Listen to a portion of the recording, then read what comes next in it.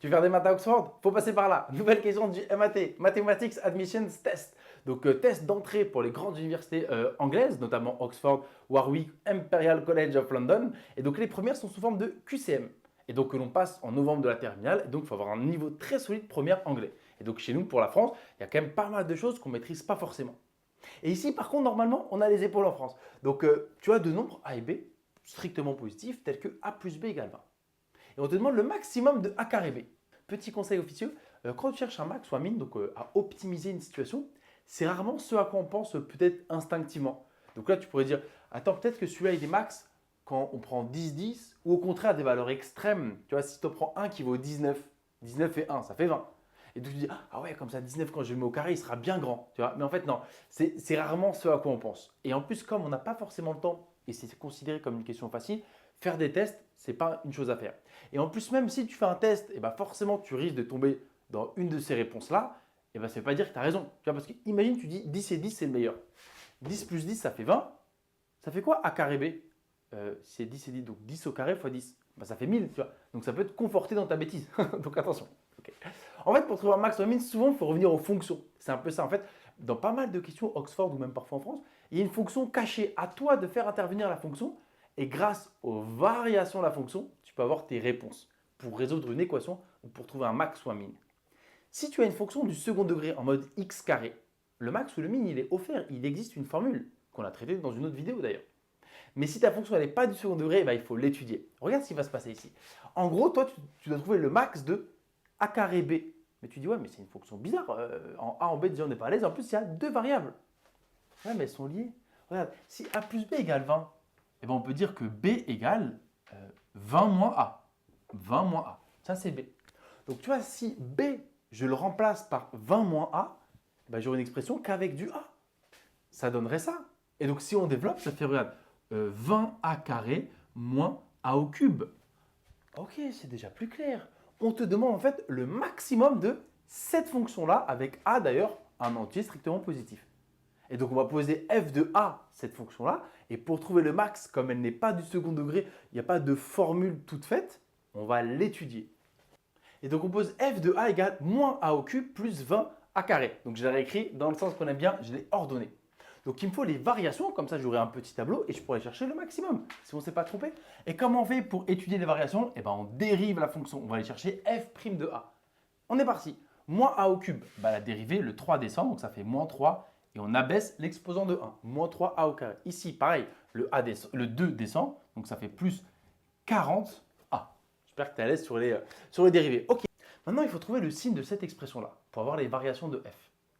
En fait, comme on passe un test, il faut aller droit au but, il faut trouver le chemin le plus rapide. Parce que là, on pourrait dire, ah mais c'est un trinôme du second degré, je calcule delta, je trouve les solutions et j'ai le signe.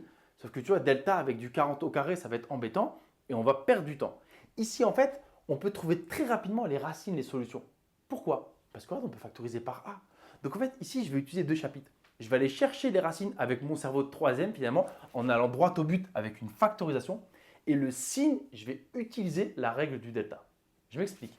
Donc si je factorise par A, qu'est-ce qui va rester dans ma dérivée? Donc comme d'hab, deux termes, j'en retrouve deux. Il y a moins 3A et 40. Donc on est d'accord. Si je redéveloppe, ok, j'ai bon et j'ai bon. Maintenant, ce n'est pas compliqué. Pour résoudre f' de a égale 0 pour trouver les racines, quand est-ce que la dérivée s'annule? Quand a égale 0 ou quand tout ce truc-là égale 0. Moins 3a plus 40 égale 0. Donc, on résout cette petite équation. Moins 3a égale moins 40. Donc, a égale 40 tiers. En fait, il ne faut pas aller trop vite, mais il ne faut pas être trop lent non plus. Donc, tu vois, là, j'ai vu que ça allait faire plus, mais voilà, je ne fais pas 3 étapes en une non plus. Parce que perdre du temps égale, tu peux te tromper, après tu refais tout, c'est embêtant. Surtout que c'est une question accessible. J'ai mes deux solutions. Et c'est ce que je t'ai expliqué. Ce trinôme du second degré, j'ai sorti ses racines. Et comme il y a deux solutions, ce trinôme va être du signe de A à l'extérieur des solutions. Et je t'ai attendu avant de compléter le tableau. Donc en plus, ici, les valeurs de A, ce n'est pas de moins l'infini à plus l'infini. Parce que rappelle-toi, A et B, c'est des entiers positifs. Donc je vais de 0 à plus l'infini.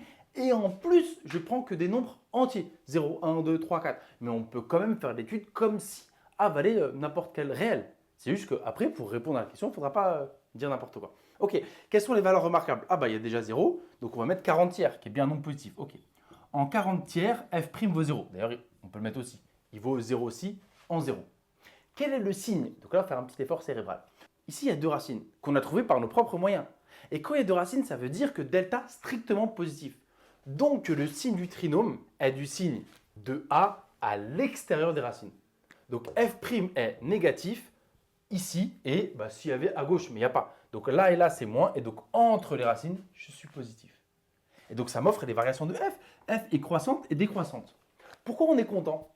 Parce qu'on t'a dit, trouve la valeur qui maximise. En gros, je veux un max. Ah, ma fonction, elle a un max. Ok, cool, ouf. Sinon, on a fait des bêtises. D'accord? Donc déjà, il y a ce max. Et il est atteint en 40 tiers. Ah, mais 40 tiers, il y a un petit problème, non? A, B, c'est des nombres entiers. Le maximum est atteint pour A égale 40 tiers. Mais 40 tiers, ce n'est pas un nombre entier, donc je n'ai pas ma réponse. Et en plus, il faut trouver A. Une fois que tu as A, il faut aller chercher B. Imagine A, il vaut 7. Tu trouves B qui vaut 13 et ensuite, tu calcules ça. Donc, tu vois, on est loin d'avoir fini. C'est une question peut-être accessible, mais bien longue. Donc, maintenant, on va trouver une valeur approchée de 40 tiers et trouver le bon A. Le A qui correspond. Le A entier qui convient. 40 tiers, moi, je sais que 3 fois 13, 39. Donc, 40 tiers, c'est environ 13,3. Donc, en gros, c'est entre 13 et 14. Donc, tu vois, pour avoir le max, on ne sait pas quelle est la valeur. C'est soit 13, soit 14. La vérité, c'est 13,3. Mais comme après, je vais faire A carré B, tu ne peux pas dire 13 est plus proche, donc la meilleure valeur, c'est 13. Non, parce que tu ne sais pas comment ça va interagir ensemble. C'était mon exemple au début de la vidéo avec 1000, d'accord? Donc, ne pas commettre cette faute à prendre la valeur la plus proche et dire c'est bon, c'est pour lui qui a le max. Non, il faut tester 13 et 14. Eh bien oui, c'est la vie. Donc, en fait, là, on vient de voir que soit A égale 13, soit A égale 14. Mais déjà, voilà, c'est cool. On sait qu'il y a que deux possibilités. Si A égale 13, B égale combien? 7. Et si A égale 14, B égale 6. Donc voilà, les deux seuls couples possibles pour maximiser A carré fois B, c'est 13, 7 ou 14, 6. Parce que quand A égale entre 13 et 14, ce que je dois maximiser est max. Voilà, d'accord. Le max, il est pour A égale 40 tiers. 40 tiers, c'est entre 13 et 14. Donc si A vaut 13, voilà B. Si A vaut 14, voilà B. Qu'est-ce qu'il reste à faire? On va calculer A carré B dans ce cas-là et A carré B dans ce cas-là. Donc reste maintenant à comparer 13 au carré fois 7 qui correspond à mon A carré fois B dans cette configuration-là versus donc 14 au carré fois 6 qui correspond à mon A carré fois B dans l'autre candidat possible. Parce que le max, ça joue entre ça ou ça. Donc maintenant, reste à faire les calculs et regarder la plus grande valeur. 13 au carré, 169. Donc on doit calculer 169 fois 7 et 14 au carré, 196 fois 6. C'est là où c'est bien d'avoir des petites connaissances. Allez, on va essayer de le faire directement. Comment on calcule ça rapidement? Tu pourrais poser, très bien. Moi, je vois que c'est proche de 170, tu vois. Je vais calculer 170 fois 7 et je vais en enlever 1. Parce que lui, il te demande 169, 7. Moi, je vais en calculer 170 et j'en enlève 1. 7 fois 17, c'est pas mal de connaître.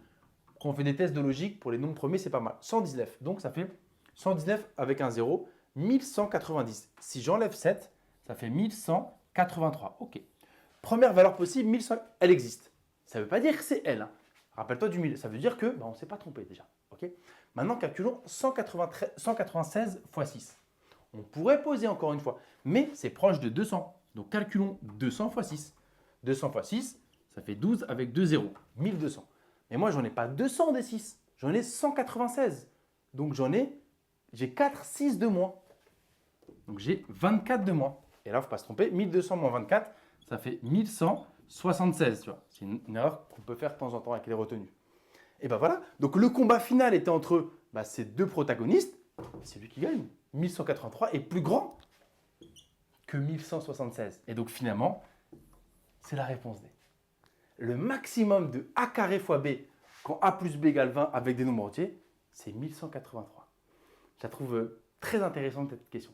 Parce qu'il fallait comprendre que pour trouver un max, ce qu'on appelle un problème d'optimisation sous contrainte, tu devais maximiser cette valeur sous contrainte A plus B égale 20. Typiquement, pour faire un carton ou ce genre de choses. Il ne faut pas que ça dépasse pour que ça rentre pas dans une boîte aux lettres, mais il faut que ce soit le plus grand possible pour mettre le plus d'objets possible. C'est ce qu'on appelle optimisation sous contrainte.